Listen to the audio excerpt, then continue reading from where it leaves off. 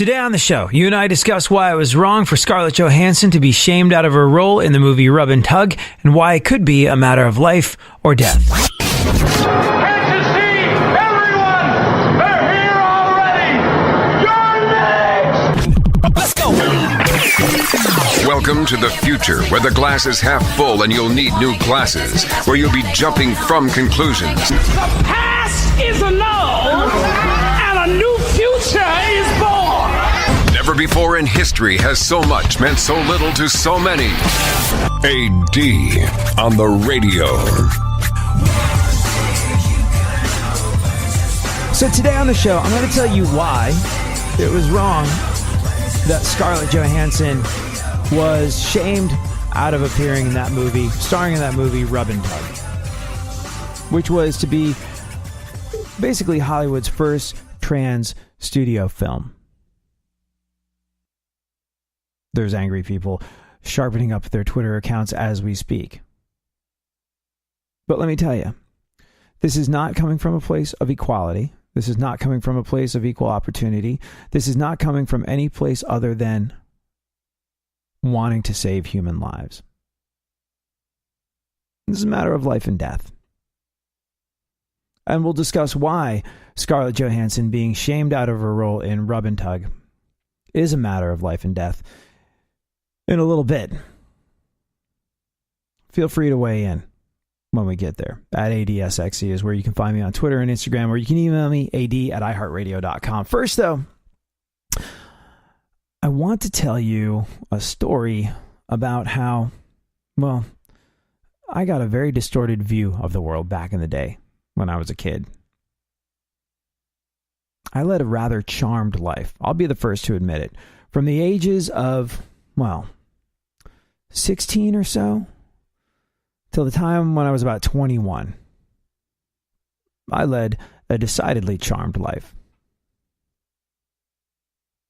I got a record deal when I was still in high school. And it wasn't just any old record deal. It was for a lot of money. Not only that, but there's guys in bands and girls in bands that struggle for years and years and years. All the rest of the guys in my band had struggled for years and years. Most of them were in their late 30s, mid-30s, late 30s, and they'd been at it for an awfully long time. I waltzed in as a teenager, still in high school, and we got a record deal, a really big one, after our second show. Now, did I deserve that? Well, yeah and no. I mean, look, I'm never one to toot my own horn, but it would be baseless to say that I didn't have a certain degree of musical talent. I'd played drums since I was 4 years old. And not only had I played drums since I was 4 years old, I studied really hard. I practiced for hours and hours a day. I was proficient in a couple different musical instruments.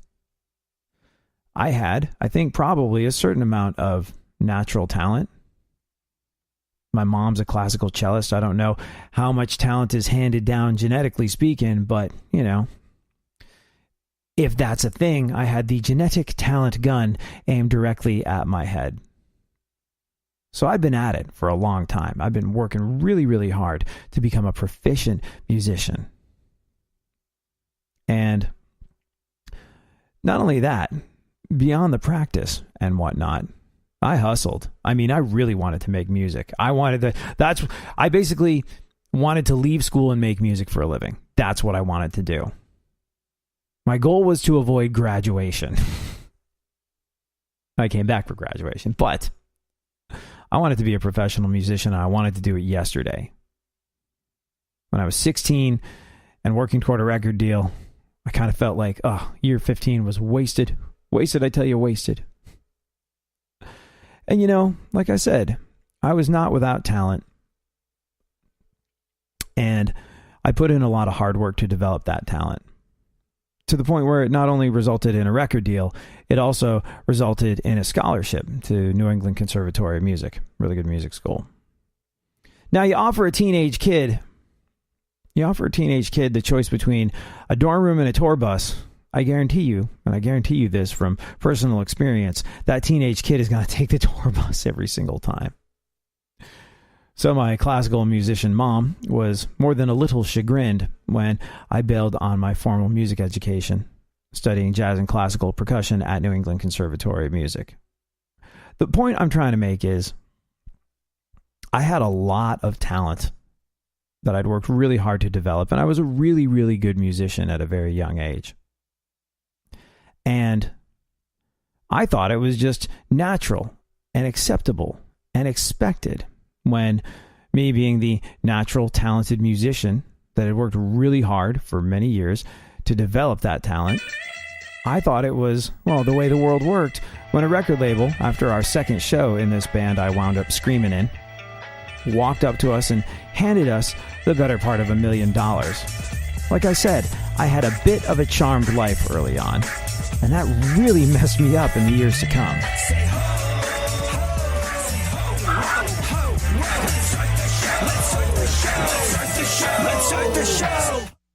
Real radio. 104.1.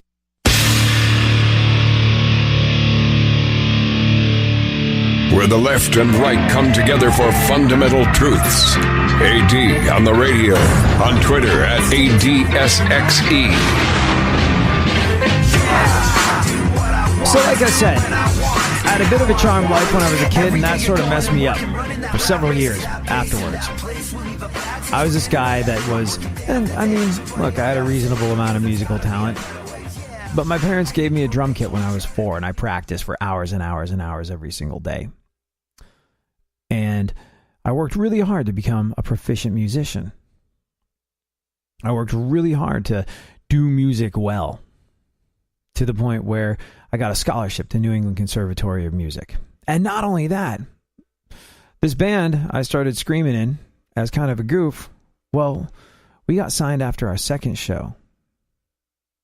And this is an incredibly fortuitous thing, as the rest of the guys in the band let me know. They're like, seriously, you just walked into this, and yeah, we're happy. We're happy that we've got this record deal in front of us that we're all signing, but you're aware that we've all been hucking it out for the past 15 years or so, trying to get to this point that you just landed in.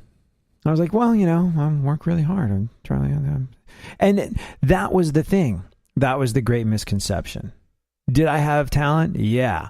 Was I an exceptional musician? For my age, sure. I'm not blowing my horn about it now. I couldn't play drums to save my life anymore. It's a certain type of muscle where if you don't use it, you truly do lose it. But I got it into my head that this is how the universe responds to and rewards people that have talent and ability. And I remember I actually had a bit of a crisis of conscience once when I went to my manager. And I was like, dude, I was hoping we would get a record deal. And he's like, well, you got one. You got a massive one. You've got the biggest everything. You've got the biggest booking agent. You've got the biggest lawyer. You've got me, the biggest manager. You've got the biggest and best of everything. And I was like, yeah, but this is a lot of money. Like, these are just some demos that I made with my buddies. And we're really good live. That's true. But this amount of money seems crazy. Is this like too much? I feel like it's too much. I had a real hard time understanding it. As much as I thought that the universe rewarded people that were talented and hardworking and all of the above, I had a very hard time as a kid with the amount of money that my band was handed. And I think the reason might have had something to do with my mom being a classical musician. I remember when we signed our record deal, which was for, like I said, the better part of $1 million. And my mom was like, oh, wow, that's fantastic. And, it's my mom. So we had the conversation and I was like, yeah, they're giving us this much, Mom. And she kind of had a moment. Now, bear in mind, my mom, also unbelievably talented, to this day is a cellist in the Spokane Symphony Orchestra. My mom came from a family where every child was kind of given a musical instrument to play. From the moment they could kind of grasp it, they were learning scales. My mom, I think, read sheet music before she read words. So, take the work that I'd put into it since I was 4 years old and multiply that by a lot, and you had the amount of work that my mom as a classical cellist put into her musical career. And she was like, that's crazy. My teenage son, I love you, but I'm having a hard time wrapping my head around the fact that you just made more money off of your musical career before you were 20 than I have my entire life. And I was like, it's a different thing, Mom.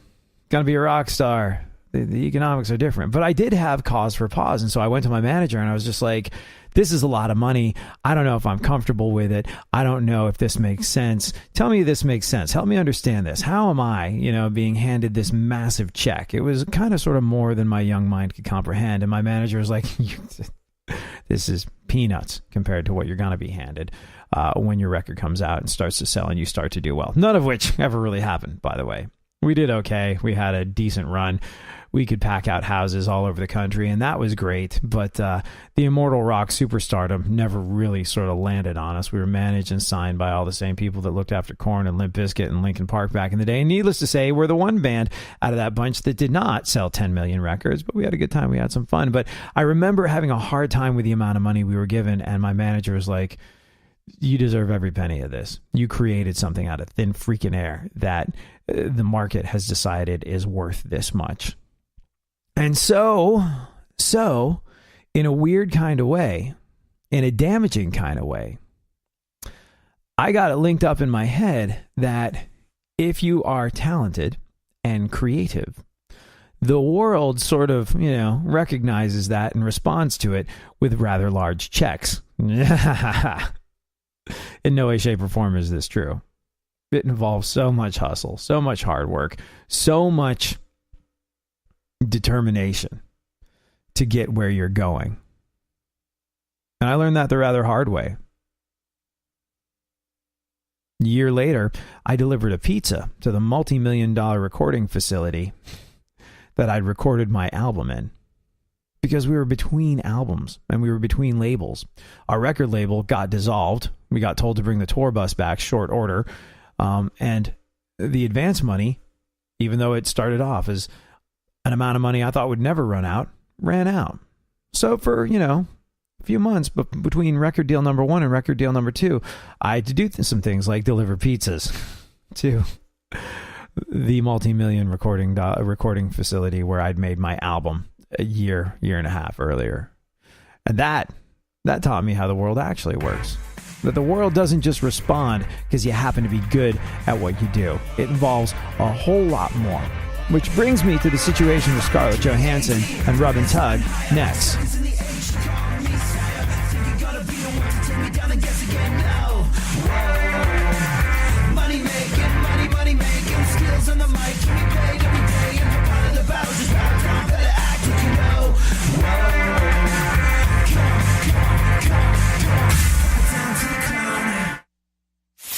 For more stimulation and less irritation, 9 out of 10 doctors choose KPRC AM 950, Houston's more stimulating talk radio. Don't get the blues, get all the news. We mean all of you guys out there in Radioland. All aboard! He's back. AD on the radio. Give it up, yeah. Give it up, yeah. Bring this on. Come on. So, it was a nasty bump back down to earth when I realized what other people have done for a long time. Being hardworking and talented doesn't make the world just roll over and hand you stuff. There's a lot of elbow grease involved. Like I said, I walked straight out of my junior year of high school into a recording contract that was worth the better part of $1 million. And I led a bit of a charmed life. And I just sort of assumed, after having struggled with the concept for a little bit, after having had people like my manager tell me, look, you're ridiculously talented, this is okay. I had this crisis of conscience getting that much money. I think partially because in one fell swoop, I made more money as a screaming and yelling rock musician than my mom had in her entire career as a classical cellist. And I sort of struggled with that idea. My manager told me, look, you're a very, very talented guy and you've worked really hard to develop that talent. And this sort of thing is going to happen to guys like you a lot. Which set me up for a rather, like I said, unrealistic set of expectations when it came to how I viewed the world. When that was over and done with, when our band broke up while we were still signed to Sony, I was like, okay, well, clearly I'm very talented.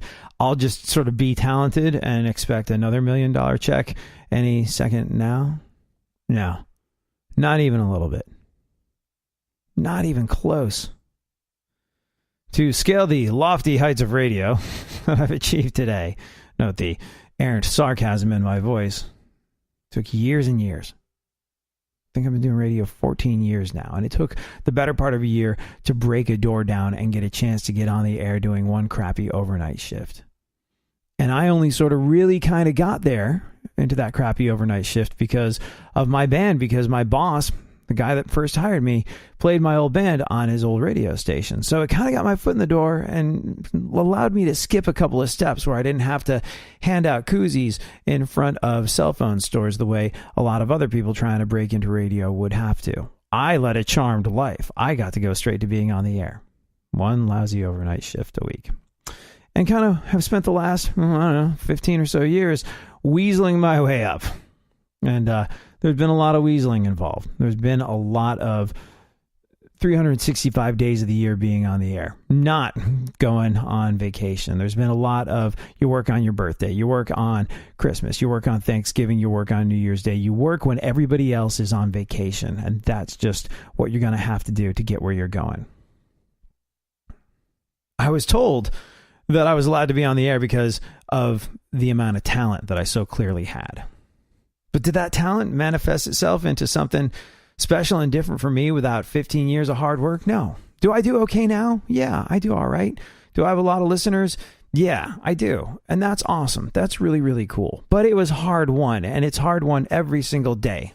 So maybe I'm speaking from a place where I'm projecting just a scotch, but this is why the situation with Scarlett Johansson is so freaking ass backwards to me. And look, it's not a matter, like I said earlier, it's not a matter of it being ass backwards. It's not a matter of equality. If you've listened to the show for any length of time, you know that equality is one thing that I am absolutely in no way, shape, or form budgeable on. Equality is equality. It either is or it isn't. People are treated equally or they're not. And there's no room in my mind for not treating people equally. Regardless of gender, regardless of the color of skin, regardless of sexual orientation, regardless of anything.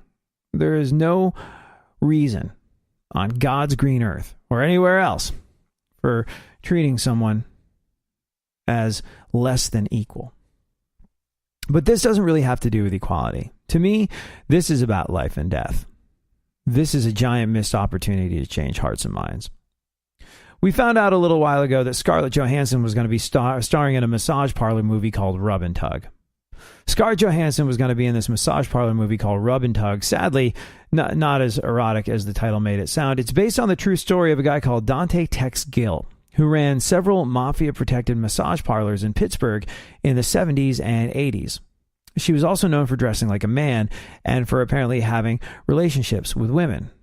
She was convicted of tax evasion in 1984 and spent 7 years in prison, dying in 2003.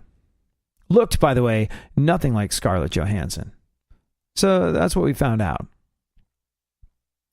And then we heard, well, after Scarlett Johansson would be playing a woman who dresses like a man in this movie Rub and Tug, Scarlett Johansson experienced a tremendous backlash because people think that this role should have been given to a transgender man.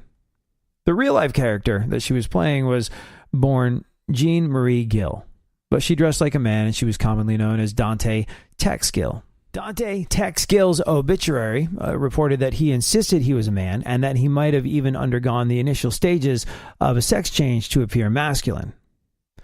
Now, there was this massive backlash because people thought the role should have gone to a transgender man. Scarlett's publicist pointed out that she's not the first non-trans actor to play one, saying, quote, "Tell them that they can be directed to Jeffrey Tambor, Jared Leto, and Felicity Huffman's reps for comment." Jeffrey won a couple of Emmys for his role in Transparent. Jared took home an Oscar for his work in Dallas Buyers Club, and Felicity Huffman won a Golden Globe for Transamerica. Just last year, Scarlett was criticized for doing Ghost in a Shell, where she played a character who was supposed to be Asian in a Japanese comic. that it was based on, but Scarlett said she felt that the character was essentially identity-less. The director of that movie was Rupert Sanders, the same guy who's directing Rub and Tug, or who was directing Rub and Tug. We don't know about the future of the film now.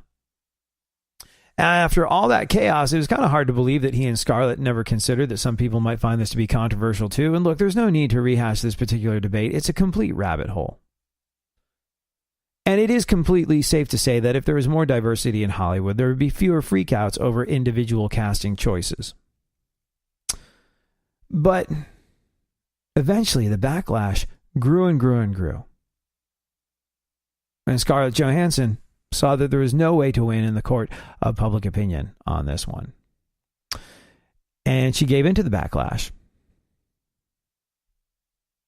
not playing a transgender man. After all the backlash, Scarlett Johansson bailed on Rub and Tug, the movie where she was going to play this woman who essentially became a man and ran several massage parlors in the 70s and 80s that were protected by the mafia. She said, "I've decided to respectfully withdraw from the movie. Our cultural understanding of transgender people continues to advance, and I've learned a lot from the community." It's unclear what the status of Rub and Tug is, but if it's still moving forward, you know that they're going to be looking at transgender actors for the role. But it seems pretty likely at this stage in the game that her bailing on the film is going to kill the film. Transgender representation in Hollywood considered it to be a huge victory when Scarlett Johansson stepped down from Rub and Tug. She was supposed to play this trans man. But now it looks like the movie's going to disappear entirely, quite possibly. And, well, the trans community doesn't want that. Now, here's the bottom line. There are no trans actors as famous as Scarlett Johansson. There is a reason why an actor like Scarlett Johansson gets paid $20 million a movie. And this goes back to what we were saying about talent and ability and all the things that Scarlett Johansson's got going for her. Is she talented? Sure, absolutely. Does she have acting ability? Well, I never really understood acting, but, I buy it. Are there other actors that are completely unknown, regardless of gender, who are just as gifted as Scarlett Johansson? Yeah, there are.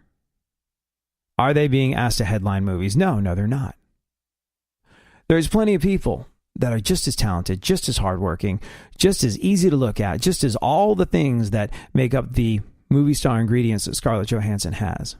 There's plenty of people that have all those elements that aren't movie stars. And for that reason, they're not cast in leading roles. Why? Because it's a tremendous, and I do mean tremendous, financial risk to put a movie out. To make a movie costs untold millions of dollars. And if you lose big, and you might never get to make another movie ever again. Whether you're a producer, director, an actor, whatever the case may be.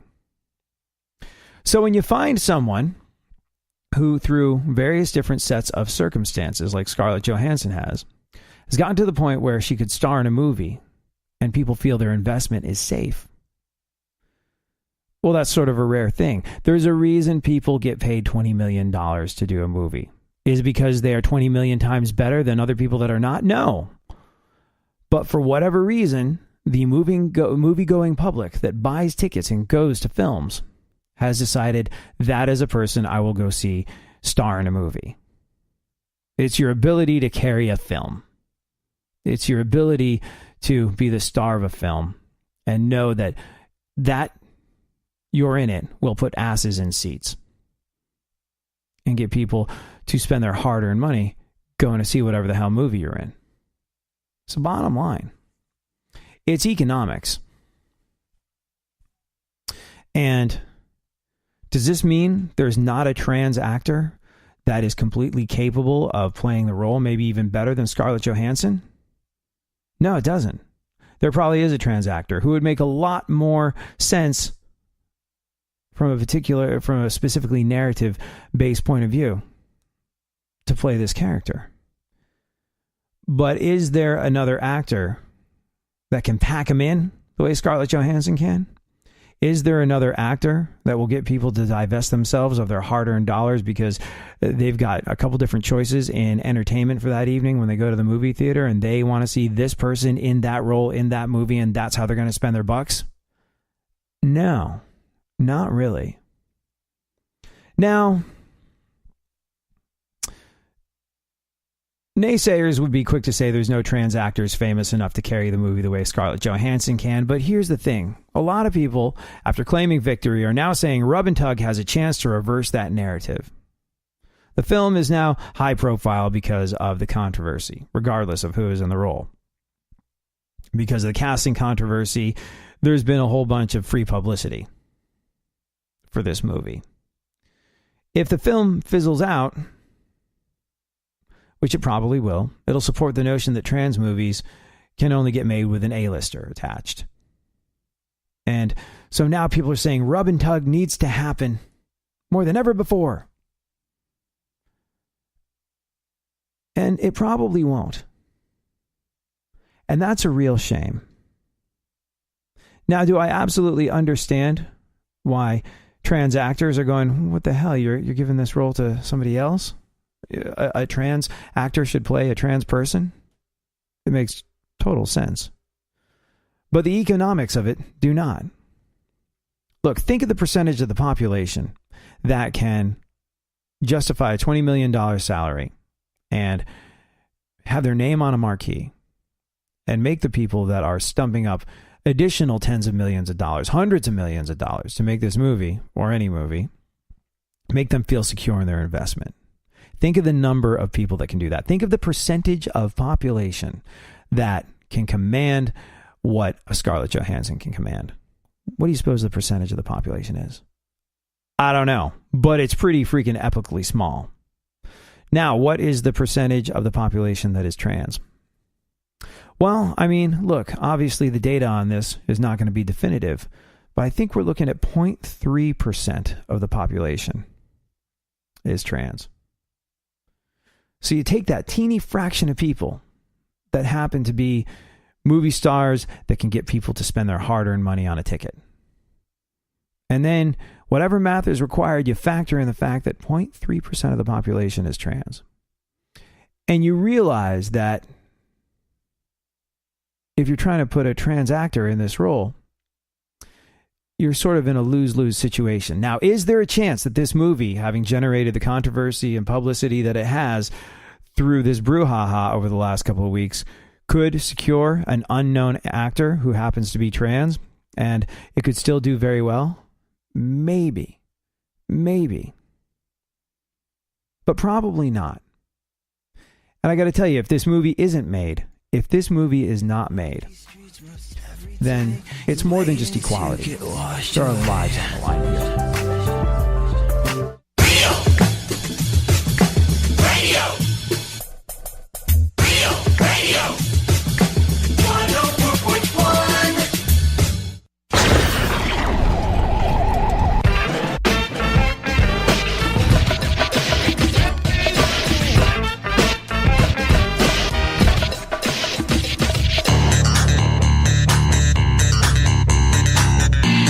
Now, more AD on the radio. Back once again, the ill behavior, delivering and giving you my musical savior. Back once again, it's your boy AD, and can't nobody rock a body better than me.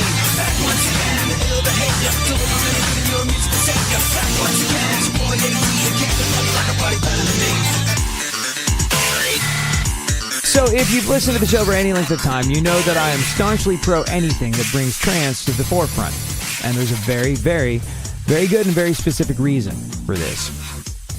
And it has, well, like I said earlier in the show, this one doesn't have anything to do with equality. This is a matter of life and death. And maybe you've heard me talk about this in the past, but let's just break it down again, shall we?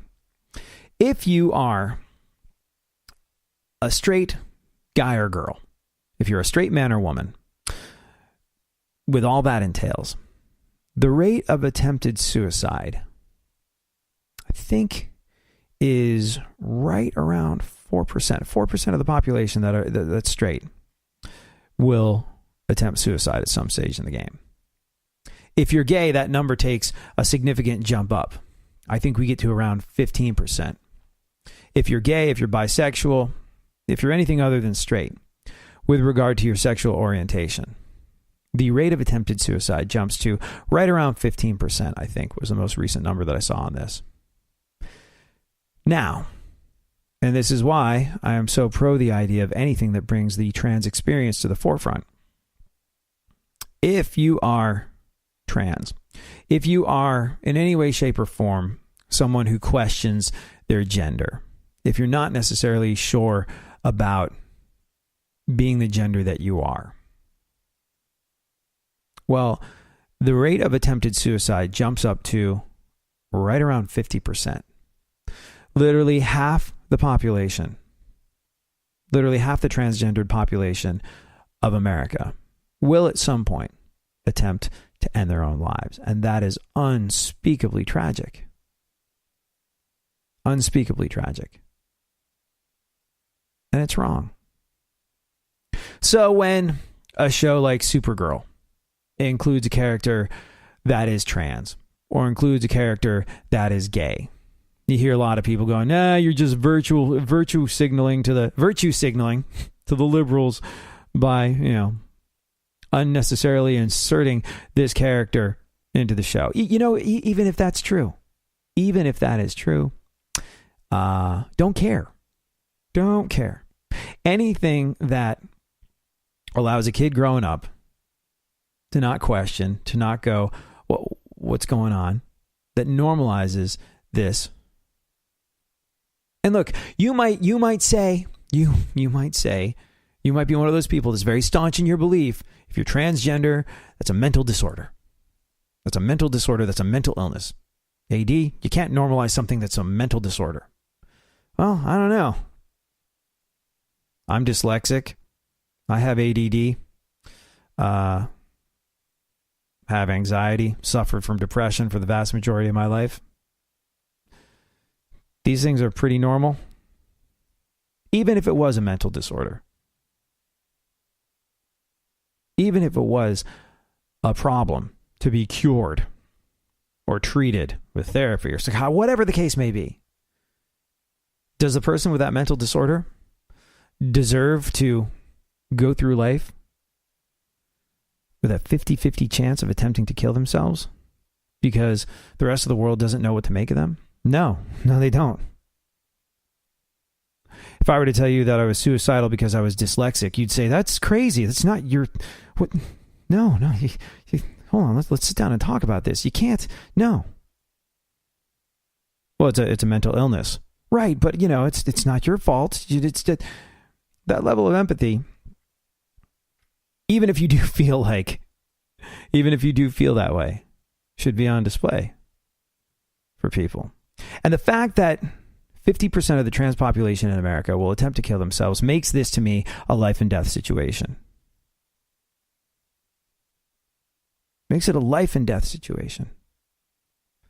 Now, it's a very small percentage of the population that is trans, like I said, that we know, and I'm sure the statistic is all kinds of inaccurate, but it's the only statistic we've got at the moment, so let's just, for a second, say 0.3% of the population is trans. So, that's a relatively small number of people when you consider it, which means in our lifetime, our chances of running into someone who is trans and who is openly trans, well, slim. So because people don't see it, because they don't understand it, because in many cases they've never heard of it, because they don't know how to process it, that I have to imagine contributes to the statistic where 1 out of every 2 trans people in America will at some point attempt to kill themselves. So when you see a show like Supergirl inserting a trans character, I don't care if it is virtue signaling. I don't care if it is going after a liberal fan base. I don't care what the case may be. If it makes it, oh, sure, whatever, to kids growing up now versus what is that? Then I think we're on our way to saving lives. And I think we're on our way to changing lives. And that to me is a good thing. Which is why I think this is a rather dangerous corner that Hollywood studios looking to make movies like Rub and Tug have just been backed into. There's all sorts of LGBTQ advocates who are rah-rahing right now, claiming victory after shaming Scarlett Johansson into bailing on the movie Rub and Tug. And you know what? It is a weird thing. It is a weird thing how quickly the tide changed. Tambor gets an award. Jared Leto gets an award. Who was it who won the Golden Globe, did we say? It was Felicity Huffman won the Golden Globe. Transparent Dallas Buyers Club, Felicity Huffman. All these things. The telling of the trans story portrayed by people that were really good at acting. Really good at pretending to be something that they're not. And, well, movies like these aren't probably going to get made again for a very long time. And that's a shame because, like I said, lives are on the line.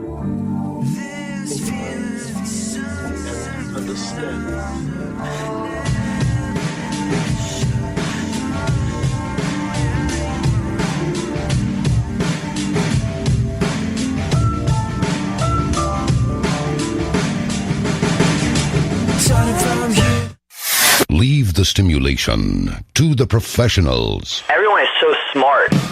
KPRC, more stimulating talk radio. There's something happening here, and you should know what it is. The dumbing up of America. Now, more AD on the radio.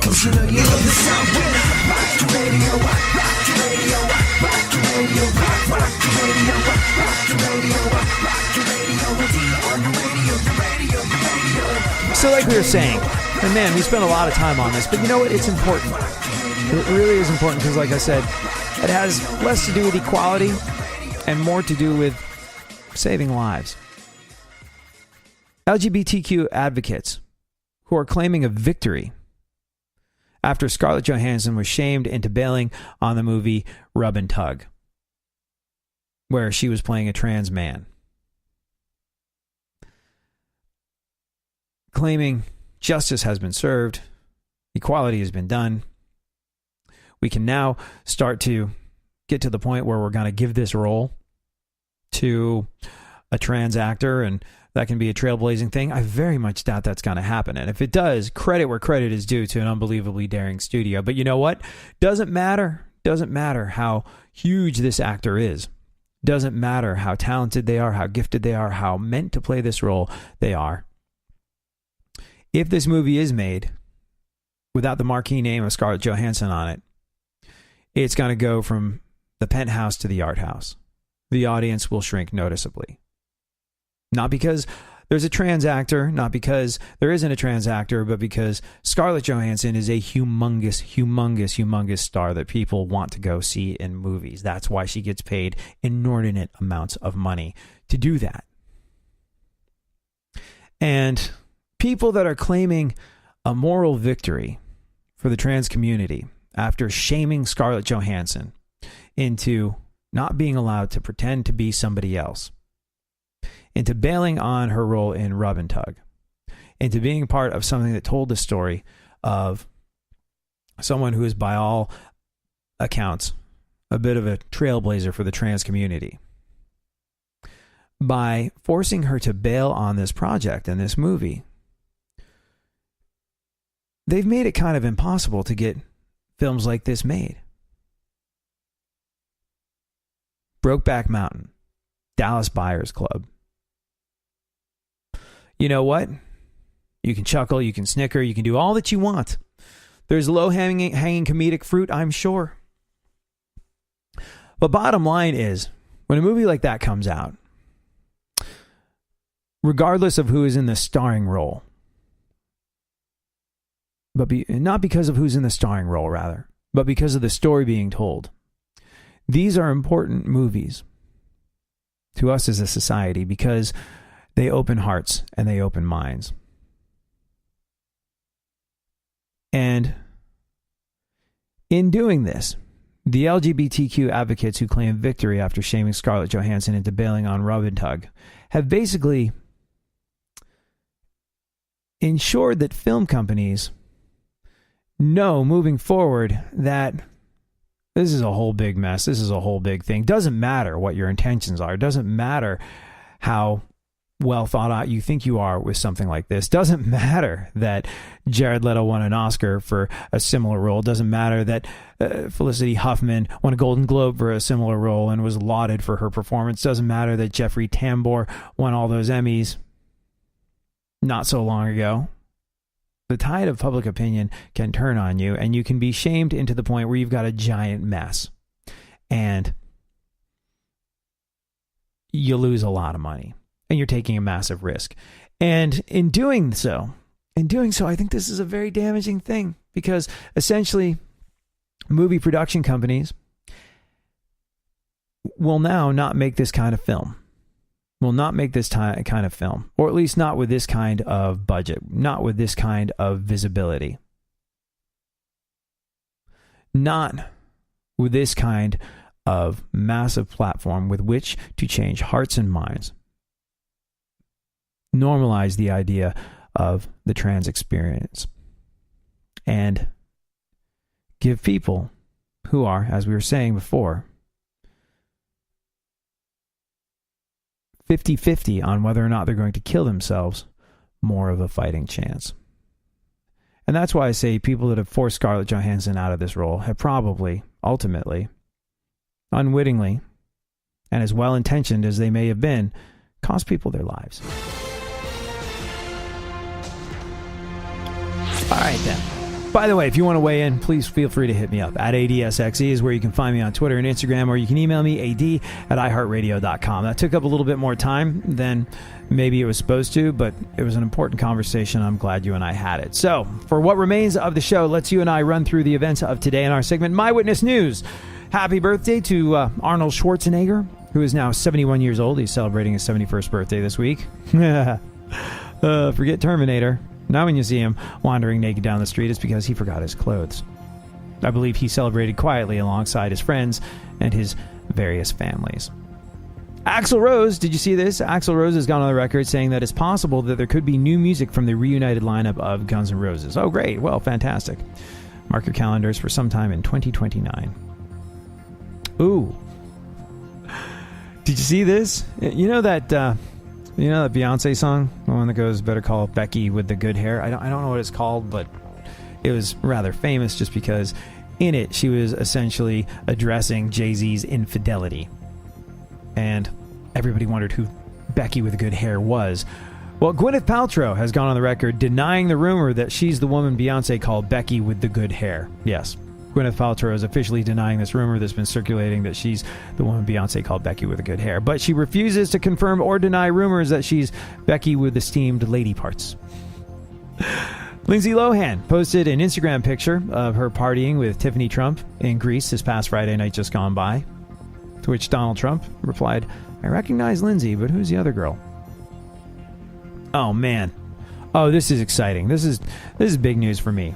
Did you hear which classic 90s sitcom is getting a reboot?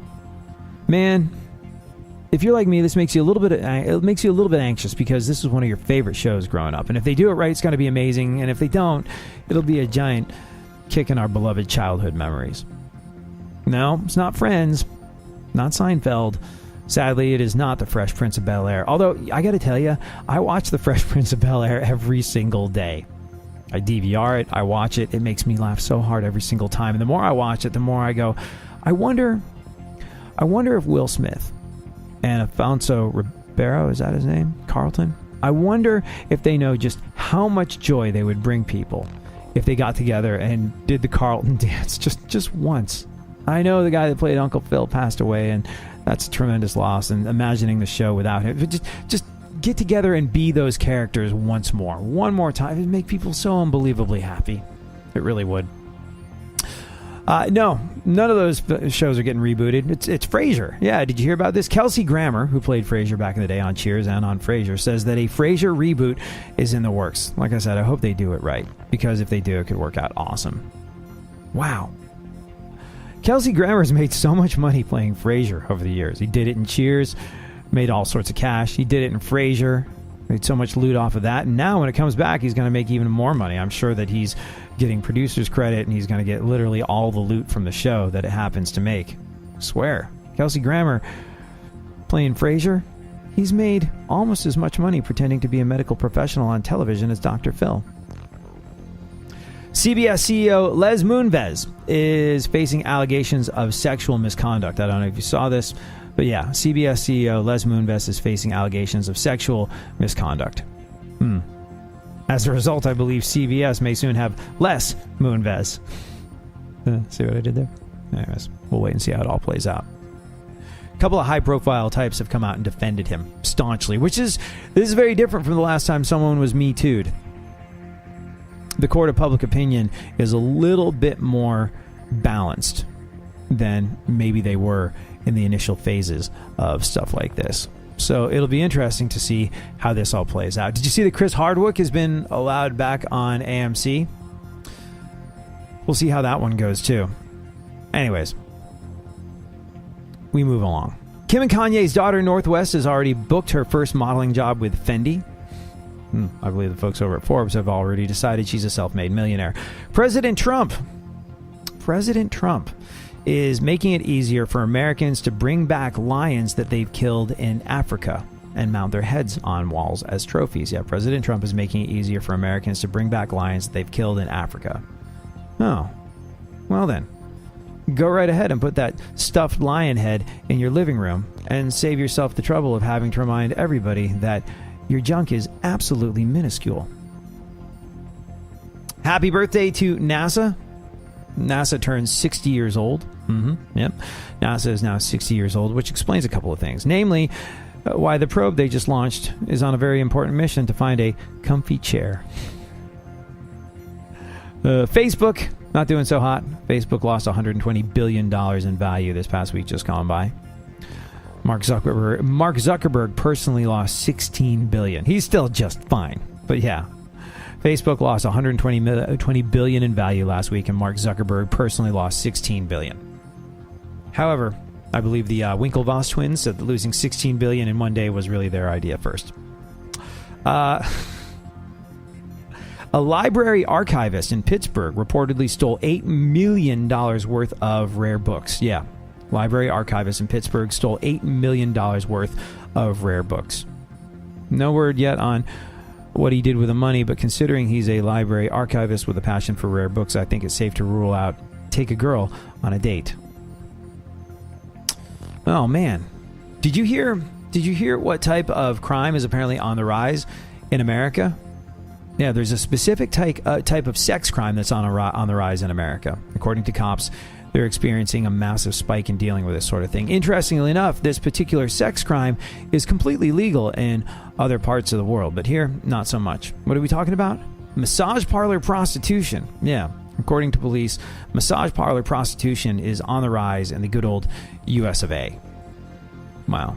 Sounds terrible, and of course it is. Anytime there's a spike in any type of crime, that's a bad thing. But, you know, if we're looking at the silver lining, when we learn that there's been a rise in massage parlor prostitution in America, in one sense, it's finally nice to hear a news story with a happy ending. You knew it was going there, didn't you? But you stuck around for it, and it was still good. Yeah. Congratulations to a Bulgarian man who broke the world record for swimming in a sack. Yeah. A Bulgarian man recently broke the world record for swimming whilst trapped in a sack. And in the process, he also, I think, broke the other world record. You know, the record for having entirely too much time on your hands. Good job, you're doing your thing, and we are all proud of you. Ooh, if I told you that a pizza place had been accused of serving up poop, would you know which pizza place that was? Which one does that sound like to you? I got to be honest with you, this is one of my favorite things to order when I go there, so I'm a little despondent about the whole situation. A woman claims that there was poop in the cheesy bread that she ordered from Domino's. Yeah, a woman claimed that she was served poop at Domino's. Sounds horrible. And of course it is. And like I said, the cheesy bread, that's my go-to when I go to Domino's. So this is especially disturbing for me. I wish that wasn't the case, but it is. A woman claims that she was served poop on her Domino's cheesy bread.